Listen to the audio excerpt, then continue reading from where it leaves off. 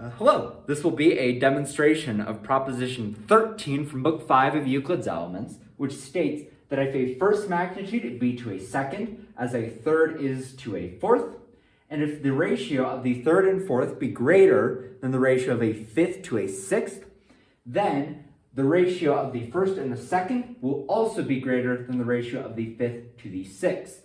This is very similar to proposition 511, but instead of having, all equal signs, we got some greater signs thrown in there.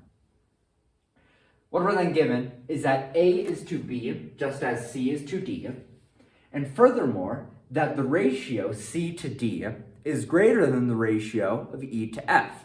So we have the first A is to the second B, just as the third C is to the fourth D, and also that the ratio of the third C to the fourth D is greater than the ratio of the fifth E to the sixth F. Given this, what we're going to prove is that the ratio A to B is greater than the ratio E to F.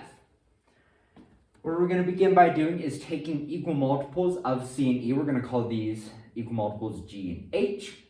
And we're going to take other equal multiples of D and F. We're going to call these K and L. Now, knowing that C has to D a greater ratio than E has to F, we know that if the equal multiple, or if the multiple of the first exceed the multiple of the third, then the multiple of the second is not going to exceed the multiple of the fourth. That's definition 5.7, where greater ratio is defined. And so we know that G is going to be greater than K, but H is not going to be greater than L, right? Because C to D is greater than E to F, and so G is going to be greater than K, while H is not going to be greater than L. We're going to take further equal multiples, G and M, so whatever multiple G is of C, we're going to take M to be the same multiple of A, and also whatever multiple K is of D, we're going to take that same multiple N of B.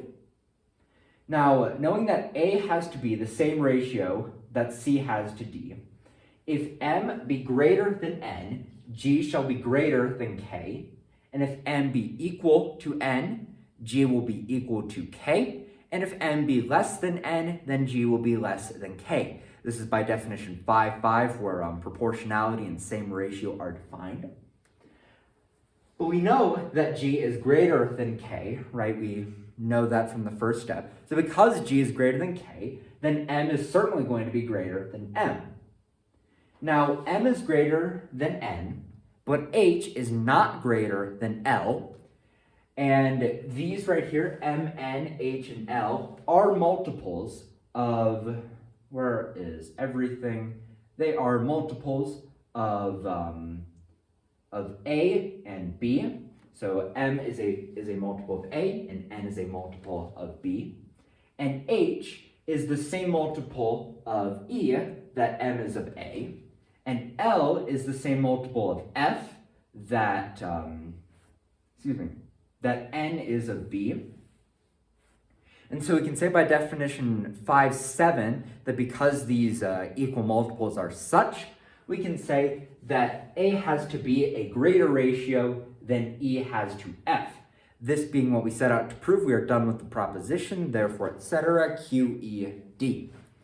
Got nothing to say about this proposition. It's rather straightforward, so I'm going to end the video here and move on to 5.14.